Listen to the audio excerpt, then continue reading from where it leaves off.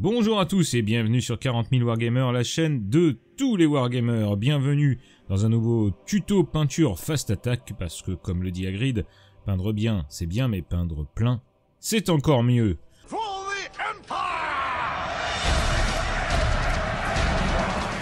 Vous m'avez demandé de vous faire un petit tuto sur les rois des tombes et ça commence tout de suite.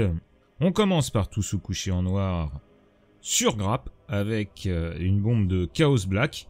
Puis après un fastidieux montage, on colle les figurines sur des socles déjà texturés avec une pâte spéciale et un peu de sable et quelques cailloux. Ensuite, on fait un pré-ombrage zénital au Corax White et on peut attaquer la peinture. On commence par baser toutes les zones en couleur dorée avec notre petite technique d'or. C'est ici un mélange de Shade Cassandra Yellow et de Retributor Gold légèrement dilué à l'eau.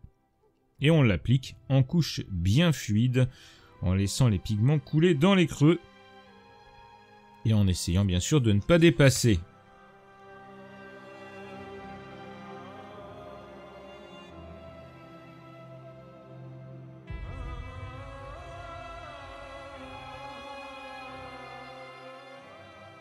On attaque ensuite le bois des arcs, les flèches et hampes des lances avec un mélange dilué de Technical Contrast Medium et de Cyber Brown Contrast.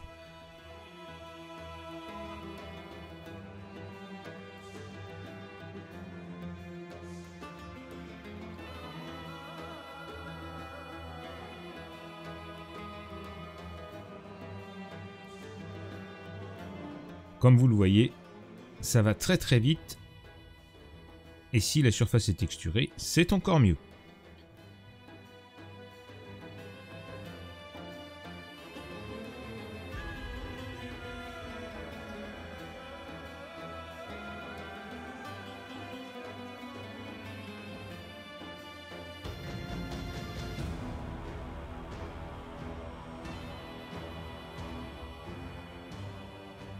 La partie en métal est traitée en ball gun métal dans un premier temps.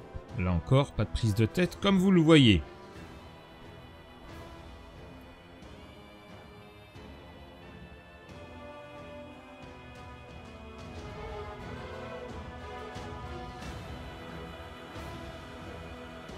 On passe à l'avant du bouclier, le bleu avec un mélange de Technical Nihilate Oxide et de Ice Blue dilué avec de l'eau sur la palette. Là encore, jouer avec les transparences, avec le côté translucide de la peinture et éviter de laisser des traces.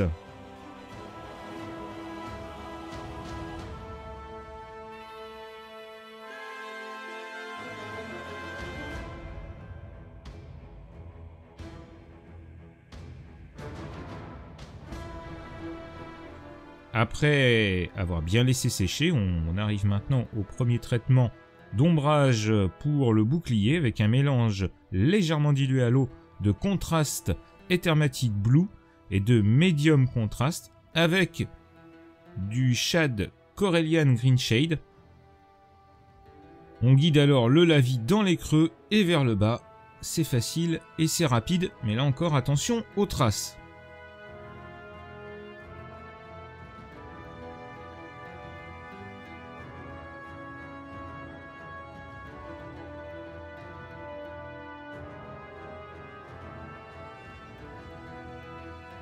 On passe maintenant au traitement des tissus avec un mélange de contraste Winwood et de Medium Contrast.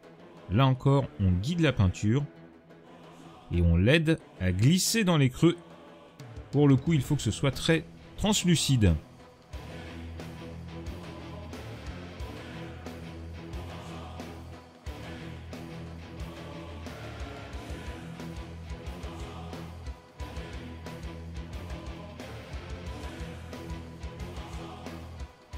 On attaque maintenant les socles avec du Space Wolf Grey Contrast qu'on applique sur les cailloux. Bon, ici c'est un équivalent de Rune Grey de chez Army Painter, mais ça fait tout à fait le taf. On en met aussi sur les gros grains de sable pour contraster notre socle. La partie ancrage et ombrage peut maintenant débuter afin de déterminer davantage les volumes et de donner justement de la profondeur à la figurine. Et on attaque avec de l'Adraxxor Shade bien sûr que l'on applique ici sur toutes les parties métalliques.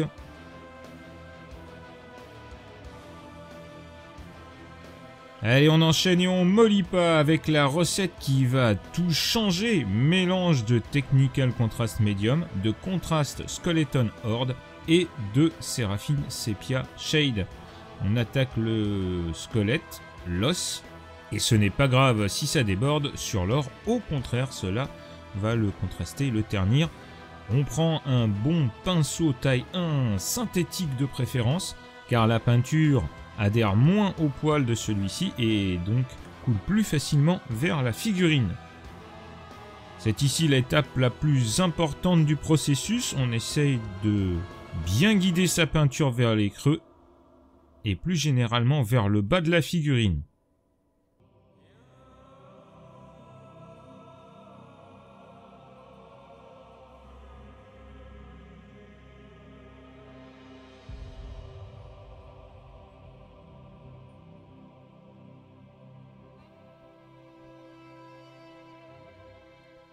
Plus vous mettez de mélange, plus votre figurine sera jaune. Alors attention, essayez de bien la garder blanche, notamment sur le dessus. Car sinon, vous serez obligé de faire un brossage à sec d'os blanchi après séchage. Le tout afin de garder du contraste avec le socle, qui sera lui-même jaune sable. Allez, on en fait un petit deuxième pour bien montrer que ça va vite. N'hésitez pas à les faire par 5 ou par 10 figurines en même temps. Ça va très vite et ça permet les temps de séchage.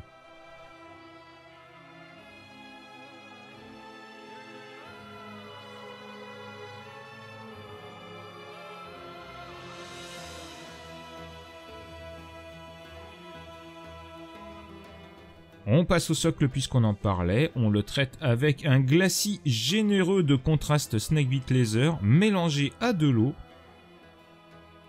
en se concentrant dans les parties ombrées près des cailloux afin d'atténuer le bleu-gris Space Wolf.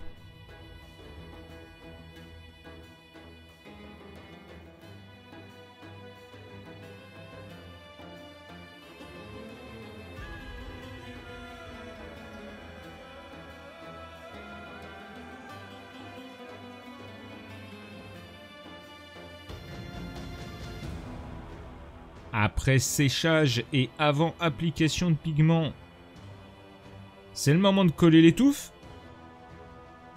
Petite technique qui va bien maintenant pour rouiller les armes et les parties en fer, car le désert c'est corrosif, avec du dry Risa Rust, un bon vieux pinceau, beaucoup d'eau, et c'est parti!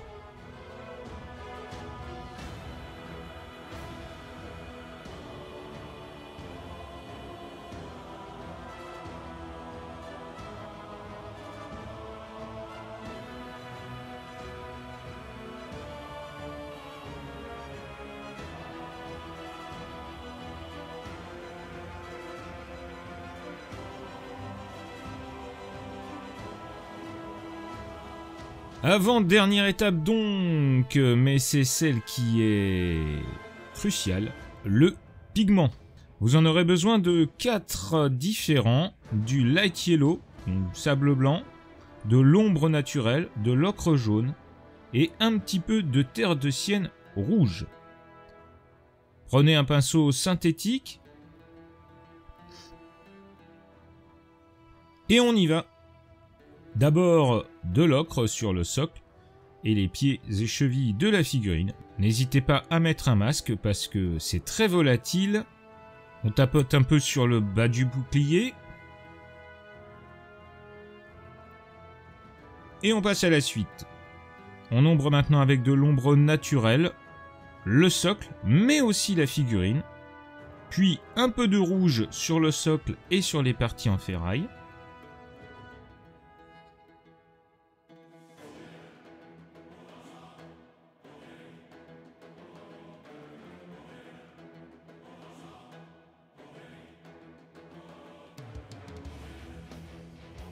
et un peu de sable blanc à certains endroits pour finir le boulot. Ne vous inquiétez pas si vous avez l'impression qu'il y a trop de pigments, la majorité va s'envoler ou se ternir au moment du passage du vernis. Le vernis, justement, n'oubliez pas de bien mélanger votre bouteille de vernis, au moins 2 minutes, mais 2 vraies minutes, à température constante, c'est très important, à 20 cm à peu près de vos figurines et par petits jets. C'est très important parce qu'en fait, ce qui se passe souvent quand ça blanchit, c'est que votre vernis sèche avant d'arriver sur la figurine parce qu'il fait soit trop chaud, soit que c'est humide, soit que vous êtes trop loin, soit que la bouteille n'est pas bien mélangée. On finit le contour des socles et le tour est joué. 72 figurines en 36 heures, c'est pas trop mal. Voilà, cette vidéo est maintenant terminée, on espère qu'elle vous aura été utile dans vos projets hobby. Si c'est le cas, n'oubliez pas de mettre un petit pouce en l'air, de vous abonner à la chaîne et de la partager autour de vous. Si vous voulez soutenir 40 000 Wargamers, vous pouvez le faire par son Tipeee, les liens sont dans la description de cette vidéo. Et on vous rappelle qu'en étant tipeur de la chaîne, vous pouvez bénéficier de nombreuses réductions chez nos partenaires. Moins 10, moins 15 et jusqu'à moins 20% sur vos achats hobby. Devenir tipeur de la chaîne est donc un parfait investissement. En attendant de vous retrouver pour de prochaines vidéos, nous vous souhaitons un beau hobby. Et jusque là, n'oubliez pas que sans maîtrise, la chagate n'est rien.